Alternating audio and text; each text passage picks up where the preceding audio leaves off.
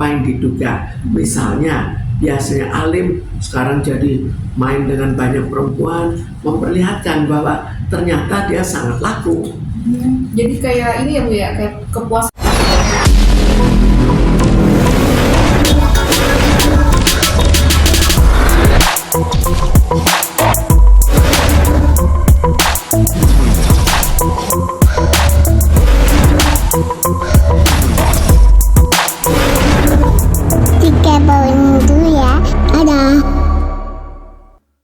Sekarang kalau kita lihat dalam suatu pernikahan, itu kan ada tergantung orangnya. Apakah dia akan menjaga diri karena dia sudah mempunyai pasangan, atau barangkali dua-duanya terbuka.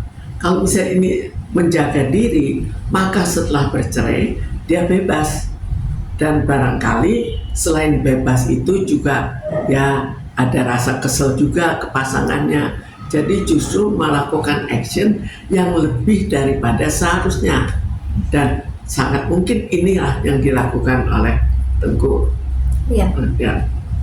Tapi kalau untuk perempuan atau laki-laki dikatakan sudah move on dari pasangannya setelah bercerai, biasanya prosesnya itu berapa lama sih untuk pemulihan, Bu?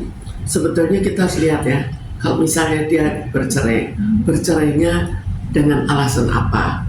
Dengan suatu dendam, atau bercerainya ya karena suatu hal ya tidak adanya kesepakatan, atau karena orang tuanya, kita kan belum tahu karena apa. Jika kita sudah tahu, oh ini membawa suatu proses dendam, misalnya nyeleweng, nah itu biasanya lebih dendam kan. Misalnya oh uangnya dicuri, ya mungkin itu lebih ke arah dendam. Tapi kalau tidak dengan dendam, maka ada sesuatu, pasti ada suatu hal yang lain. Kenapa dia bercerai? Tidak mungkin mereka bercerai hanya secara iseng, tapi pasti ada sesuatu. Dan sesuatu itu harus kita nilai berapa besar dendamnya. Kalau dendamnya besar, maka setelah berpisah mereka lebih memperlihatkan hal-hal yang bertentangan dari apa yang diduga. Misalnya biasanya alim sekarang jadi main dengan banyak perempuan, memperlihatkan bahwa ternyata dia sangat laku. Jadi kayak ini ya Bu ya, kayak kepuasan diri dia, terus habis itu supaya sang istri juga berkomentar gitu ya Bu? Mantan istri. Ya, tapi suatu kepuasan untuk memperlihatkan, saya juga banyak perempuan yang lain yang senang. Kan itu salah satu kepuasan kan, berpisah lalu memperlihatkan. Tapi Ibu dalam kasus ini untuk gender sendiri memang Ibu sebagai psikiater setuju nggak sih Bu laki-laki lebih cepat move on dibanding wanita? Ya saya laki memang lebih cepat untuk akhirnya move on. Kan Gampang tutup buku ya Bu?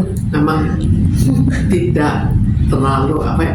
Jadi dikatakan bahwa kalau laki kan perpisahan itu dibawa jalan, kalau perempuan dibawa mati itu dulu. Tapi kalau sekarang tidak separah itu, tapi masih terjadi. Jadi perpisahan itu ya tetap saja pada perempuan lebih mendalam daripada pada pria, dan juga pada laki itu lebih cepat dia main lagi, dapat perempuan lagi, itu pada umumnya. Itu emang udah kodratnya ya Bu ya, kayak gitu ya seperti Ya itu kebiasaan lah, bukan suatu kodrat, kebiasaan. Kita bisa lihat itu kebiasaan. Dulu kan, sekarang jauh lebih berbeda daripada dulu. Kalau dulu kan perempuan betul-betul ya akhirnya ya lebih tersendiri, lalu tidak bisa bergaul bebas walaupun dia sudah bercerai. Tapi sekarang kan lain. Kalau dulu laki mengejar perempuan, sekarang perempuan juga bisa kejar laki. Yaitu perubahannya. Bu, tapi kalau untuk kasus Tengku Ryan ini, rumah tangga Tengku Ryan dan Ricis ini, kan kalau kata orang bilang, kita kan tahu karakter asli pasangan kita setelah menikah. Nah, selama menikah ini kan sosok Tengku Ryan yang kita tahu tuh kayak kaku, diajak joget Ricis yang aktif pun juga lebih kaku lah gitu ya Bu, kayak emang bukan dia atau gimana gitu, entah jaga sikap atau seperti apa. Tapi setelah berpisah malah dia nunjukin emang benar-benar yang kayak bapak-bapak muda yang patut dikejar anak ABG gitu loh Bu. Kita kan apa yang menyebabkan Rian itu mempertahankan dirinya? Apakah dia ingin tetap mempertahankan pernikahannya?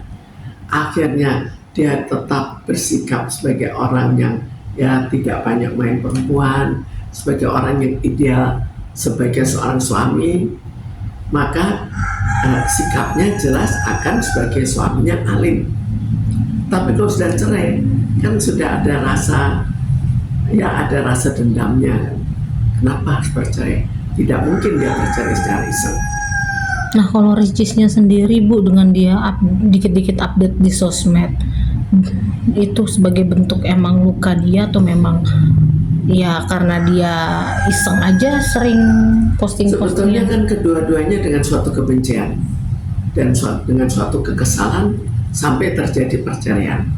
Masing-masing orang memakai cara untuk memperlihatkan kekesalannya dan memperlihatkan supaya orang itu juga benci. Jadi bukan benci, tapi ini loh saya orang laku gitu. Itu kan semuanya dengan cara-cara yang berbeda. Mungkin Ria Rici lebih dengan kebiasaan dia untuk membuat berita-berita, sedangkan Rian lebih pendiam sebelumnya, maka dia lebih dengan joget-joget, dengan macam-macam dansa-dansa dengan perempuan yang ganti-ganti. Apalagi kalau dia seorang yang cukup Famous. tampan, dia otomatis untuk dansa-dansa kan cukup banyak orang yang mau. Nah pas Dan dia pria kan dia bisa mengajak. Bu, pasca mereka berpisah ini harusnya sebaiknya kan si Tengku Rian ini memang dengan karakter yang saat dia menikah kalem-kalem aja atau gimana sih Bu? Karena kayaknya di sini Ricis kayak lebih memonitor geraknya Tengku Rian deh. Ya, saya pikir wajar saja kalau kita monitor mantan suami atau mantan istri kita bagaimana setelah perceraian. Itu hal yang wajar saja kan. Apakah lebih negatif atau lebih positif, itu ya itu kebiasaan orang lah. Tapi kan yang gugat awal emang Ricis Bu. Ya terserah siapa yang menggugat, tapi kan kita ingin tahu bekas pacar. Juga seringkali kita lebih ingin tahu daripada orang lain. Oh, bekas pacar kita nikah dengan siapa gitu. Itu kan wajar kan. Tapi kalau dari lihat cara mereka itu kayak menunjukkan salah tingkah gitu nggak sih? Atau menunjukkan salah tingkah atau seperti apa gitu? Ingin memperhatikan secara khusus dan ingin memperlihatkan terutama pada pasangannya. Oh ini loh saya sedang dansa-dansa ganti-ganti perempuan. Oh ini loh saya terus saja memberikan komentar.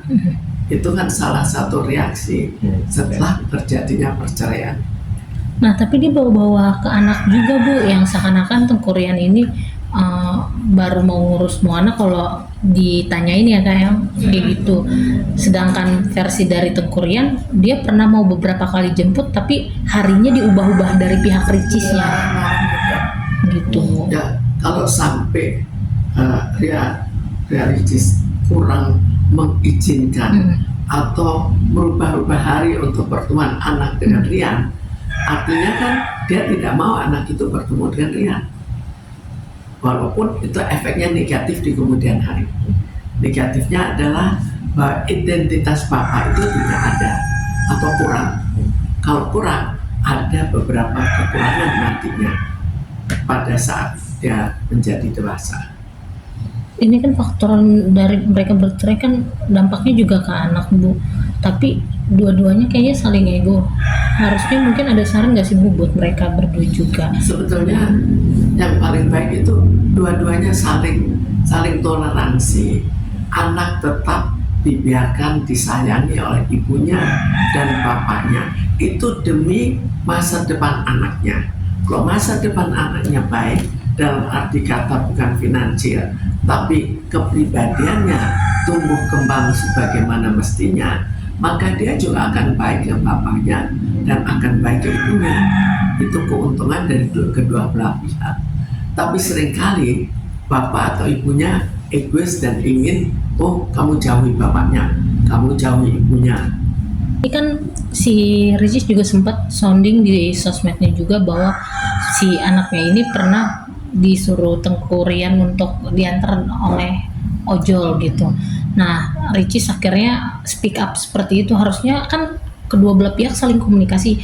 Sebegitu dia berontak di hatinya, apa karena memang udah nggak bisa dikomunikasikan dengan baik?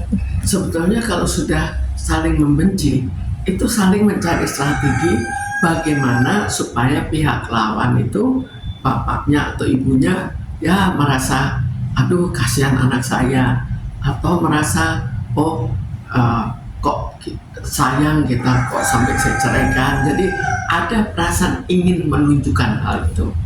Dan mungkin inilah caranya menunjukkan, karena masing-masing orang menunjukkan secara berbeda, tergantung pada kepribadian dan kebiasaan orang itu. Kalau untuk ya nggak apa-apa. Tapi kalau dari secara psikisnya sendiri tuh kan dia menunjukkan kayak kebencian gitu, itu ngaruh nggak sih terhadap anak sendiri? Apalagi kan ini anaknya masih kecil ya, tergolong masih kecil gitu. Jelas kalau menunjukkan kebencian itu ada pengaruhnya. Kenapa? Kita bayangkan kalau kita benci, maka di rumah pun kalau ketemu, kita memberitahukan kejelekan dari ibunya atau kejelekan dari bapaknya. Padahal anak kecil itu sayang pada bapak dan ibunya. Kalau kita membuat, oh dia sayang, tapi kita buat bapaknya jelek, bapaknya jahat, maka akhirnya ada suatu dualisme. Jadi dia itu benci dan cinta sekaligus. Itu efeknya jelek untuk pertumbuhan kepribadian.